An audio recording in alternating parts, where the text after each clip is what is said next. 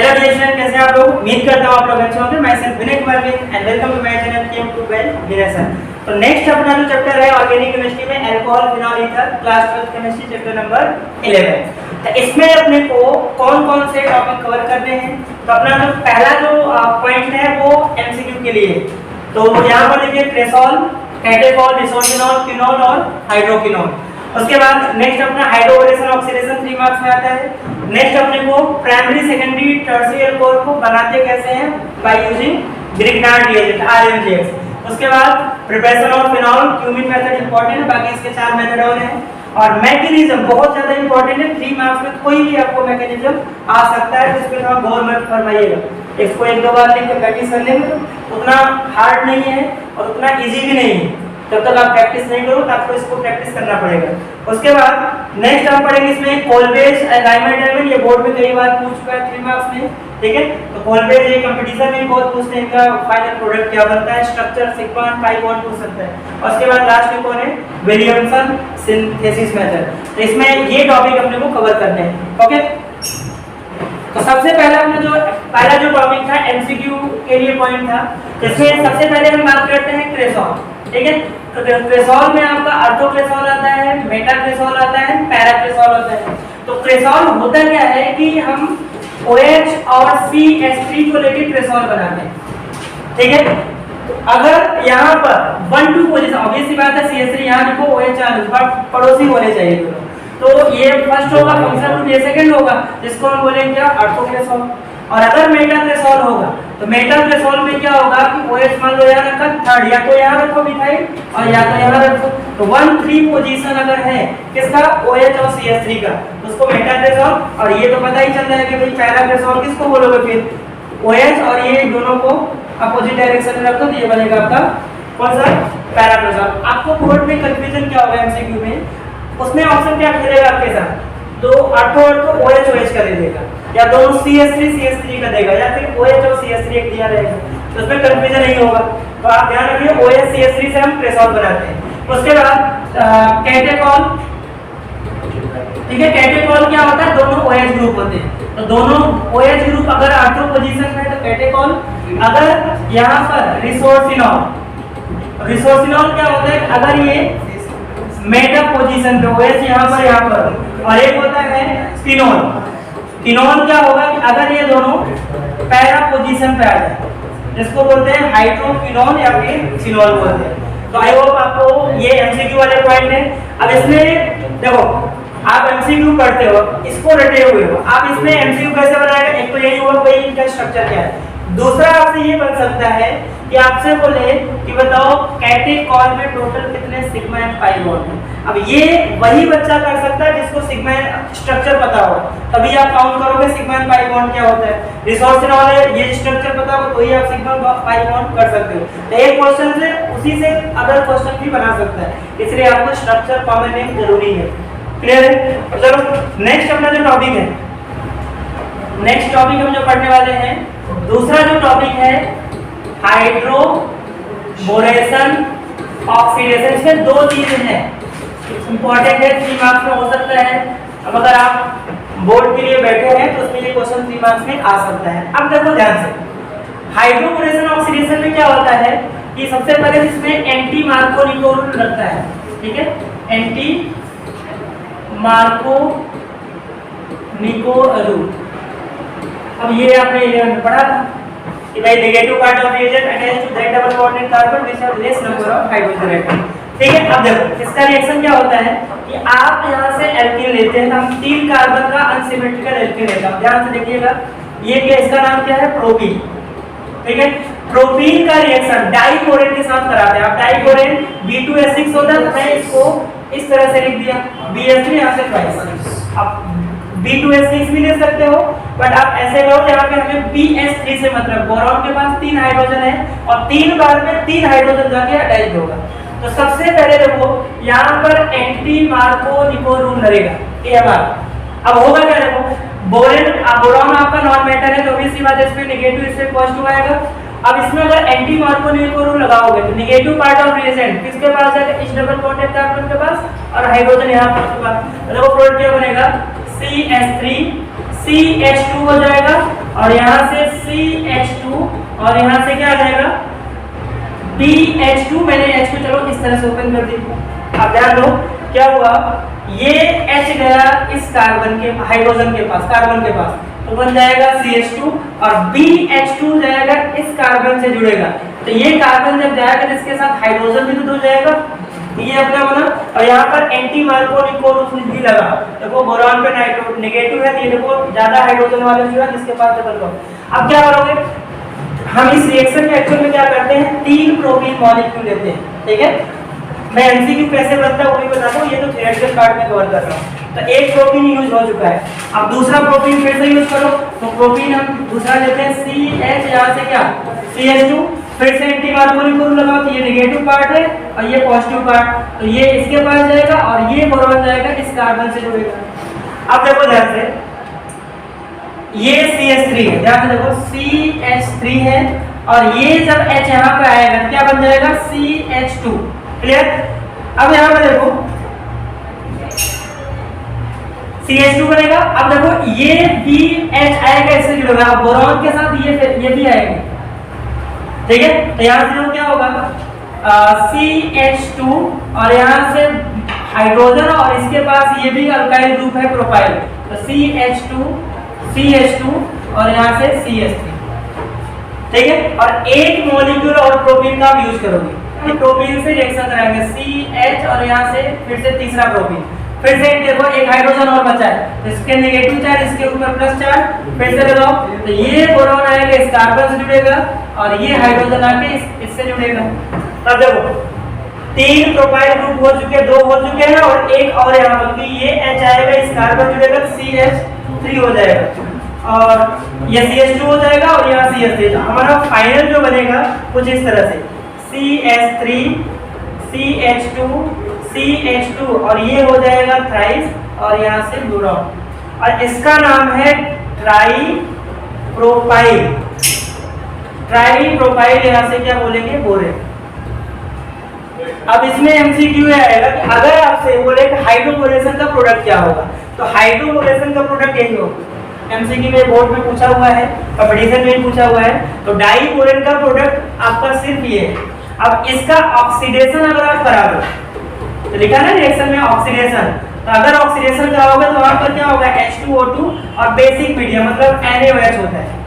अब कराओगे तो यहाँ से क्या होगा, ये वाला बॉन्ड टूटेगा और 3 मॉलिक्यूल CH3 CH2OH और प्लस यहाँ से बना लेगा आपका BOH थाई।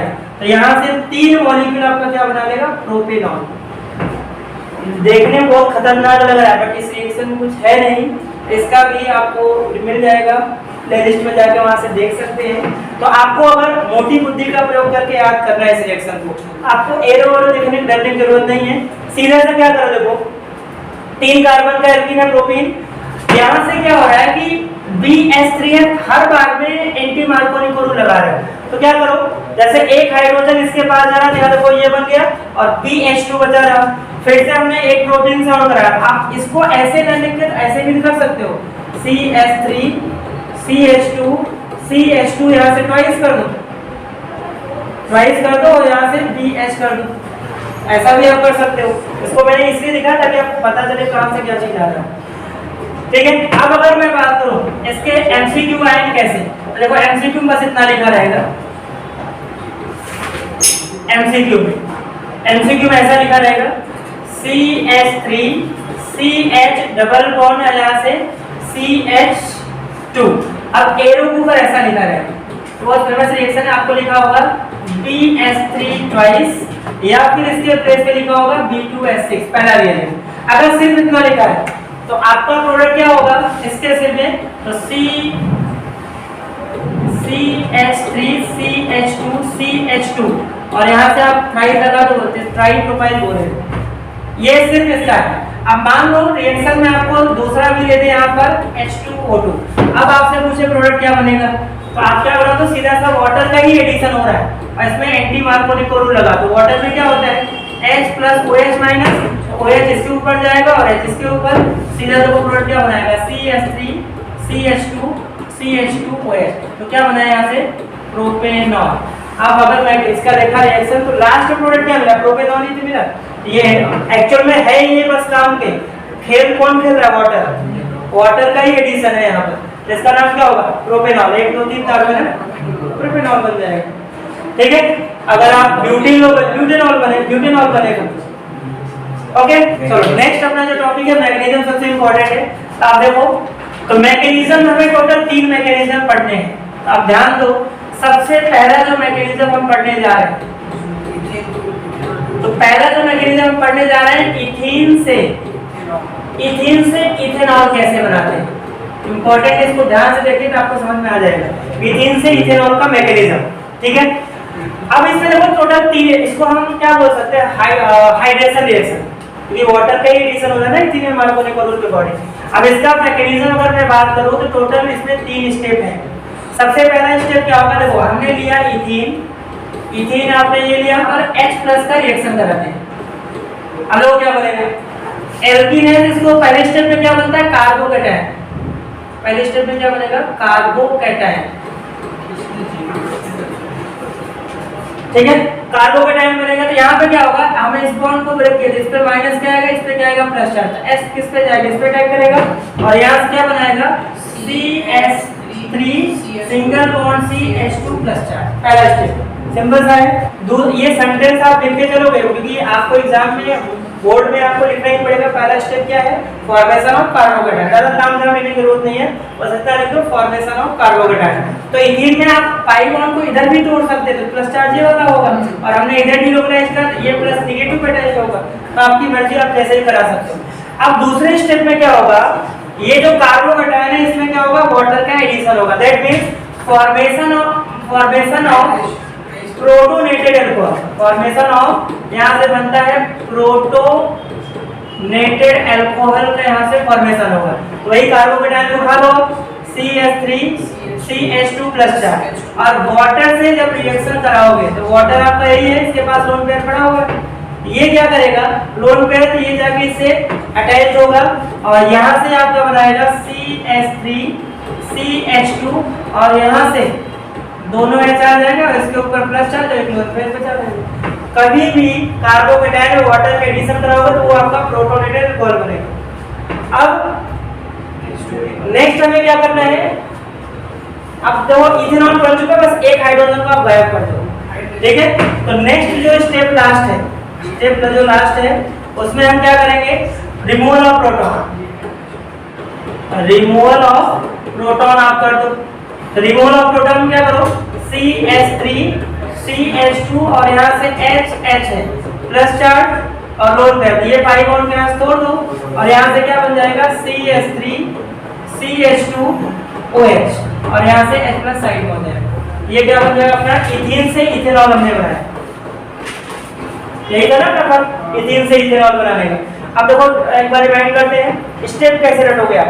स्टेप 1 में कार्बोकैटायन बनता है, तो सीधा सा इथीन को हमने पाई बॉन्ड को ब्रेक किया, H+ आपको पता है कि नेगेटिव पे ही जाकर अटैच होगा, तो ये वाला प्लस चार्ज बचा रहेगा। पहले में कार्बोकैटायन बना है।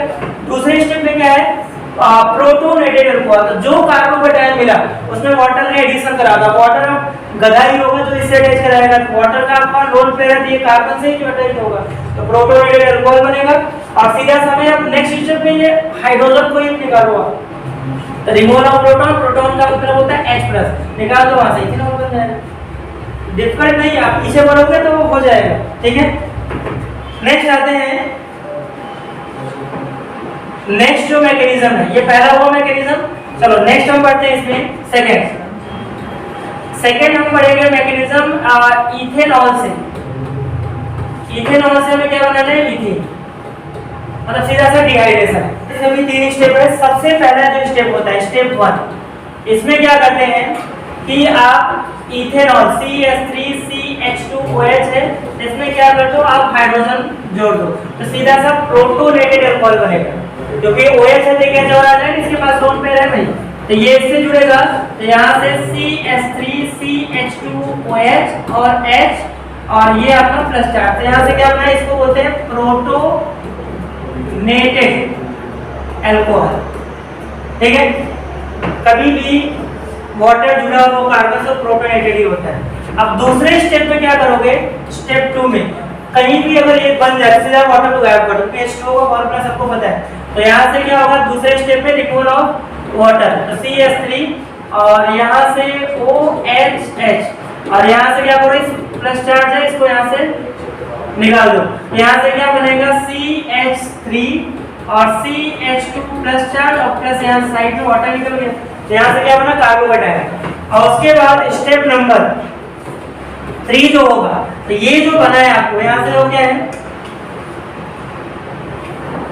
यहाँ से क्या है, कार्बन के पास इस वाले बगल के पास 3 हाइड्रोजन और यहाँ से H और एक प्लस चार्ज, और इस स्टेप पे क्या करो, रिमूवल ऑफ प्रोटॉन कर दो, तो प्रोटॉन कहाँ से निकलेगा, ये वाला।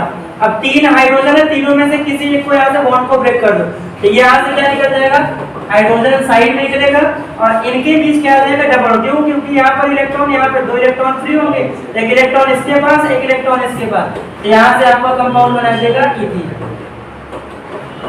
ठीक है, तो ये आपका इथीन बन जाएगा। फिर से एक बार रिमाइंड करते हुआ क्या है। सबसे पहले स्टेप पे प्रोटोनेटेड अल्कोहल बनाते हैं, कैसे, इथेनॉल में H+ जोड़ दो, यहाँ से ऑक्सीजन के पास 2 हाइड्रोजन हो जाएंगे। दूसरे स्टेप में क्या करो, इस वाटर को यहाँ से निकाल दो, तो इस कार्बन के पास ऑब्वियसली बात है प्लस चार्ज, क्योंकि ऑक्सीजन की इलेक्ट्रॉनिक ज्यादा होती है, कार्बोकेटायन वाटर बना। और तीसरे स्टेप में क्या करो, यहाँ पर ये जो बॉन्ड था कार्बन हाइड्रोजन का, कोई भी एक बॉन्ड, तो उसको ब्रेक करोगे, 2 इलेक्ट्रॉन फ्री होंगे, एक इलेक्ट्रॉन ये कार्बन देगा, एक इलेक्ट्रॉन इसको देगा, डबल बॉन्ड आ जाएगा, तो यहाँ से बनेगा यहाँ से। ठीक है, ये आपका हुआ दूसरा मैकेनिज्म। लास्ट हमने पढ़ना है कि इथेनॉल से ईथर कैसे बनाए, ये भी मैकेनिज्म है, टोटल 3 मैकेनिज्म बनाने का। इसमें क्या करते हैं, देखो सबसे जो पहला स्टेप है, इसमें हम बनाते हैं प्रोटोनेटेड अल्कोहल बनाते हैं। प्रोटोनेटेड अल्कोहल कैसे बनाते हैं कि आप क्या करो, इथेनॉल लो CH3CH2OH और इसमें क्या करो, H+ जोड़ दो, H+ जोड़ोगे तो इसके पास लोन पेयर है, ये इससे जाके जुड़ेगा और यहाँ से CH3 CH2H H और प्लस चार्ज ये चीज बनाएगा, इसको बोलेंगे प्रोटोनेटेड इथेनॉल। अब दूसरे स्टेप में क्या करेंगे, प्रोटोनेटेड ईथर बनाते हैं। ठीक है, स्टेप 2 में प्रोटोनेटेड ईथर बॉन्ड करते हैं। वो कैसे बनेगा, इसमें एक्चुअल में क्या करते हैं, 2 मॉलिक्यूल इथेनॉल का यूज करते हैं, पहला यूज कर लिया, अब यहाँ पर क्या होगा, दूसरा इथेनॉल का मॉलिक्यूल यूज करते हैं, तो CH2OH और प्लस यहाँ से क्या करेंगे, ये जो CH3 है CH2H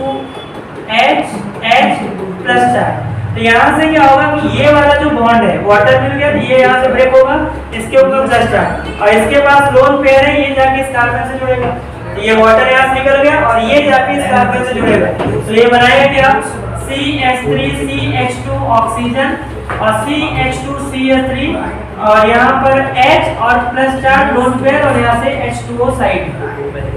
ये जो बना इसको बोलते हैं प्रोटोनेटेड ईथर।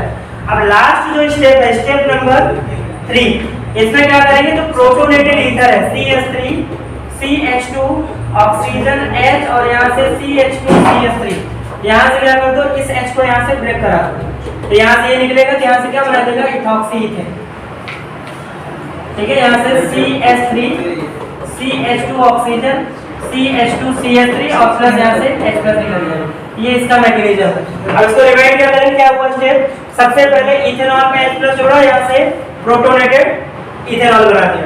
दूसरे स्टेप में क्या करोगे, जो दूसरा मॉलिक्यूल इथेनॉल का है और ये वाटर के यहाँ से जब निकालोगे तो ऑब्वियसली बात है, इसमें नेगेटिव वाटर यहाँ पलटी मारेगा और ये कार्बन के ऊपर प्लस चार्ज और ये ऑक्सीजन क्या करेगा, इस कार्बन से जुड़ेगा, तो आप ध्यान दो यही बनाएगा, क्योंकि ये जब ऑक्सीजन आएगा तो अपने साथ इथाइल और हाइड्रोजन भी लेकर आएगा और यहाँ से वाटर साइड हुआ।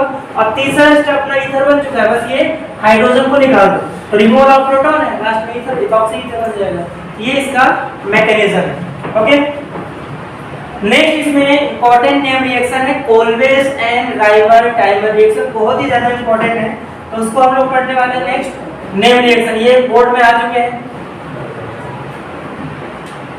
देखो नेक्स्ट जो है अपना, नेक्स्ट कोल्वेज रिएक्शन। ठीक है, कोल्वेज रिएक्शन, कोल्वेज रिएक्शन से सबसे पहले सैलिसाइलिक एसिड बनाते हैं। कौन सा, सैलिसाइलिक एसिड बनाते हैं। ठीक है, कैसे बनाते हैं, इसमें क्या करते हैं, फिनॉल का रिएक्शन, फिनॉल ही लेते हैं, ठीक है। फिनॉल का रिएक्शन सबसे पहले क्या कराते हैं, इसको सोडियम हाइड्रोक्साइड के साथ NaOH के साथ करेंगे, तो यहाँ से बनाएगा सोडियम फिनॉक्साइड ONH। इसका नाम है फिनॉल, सबको पता है, ये है इसका नाम है सोडियम फिनॉक्साइड, इसको बोलते हैं सोडियम फिनॉक्साइड। आपको अगर नेम पता हो तो ही आप स्टेटमेंट भी बना सकते हो।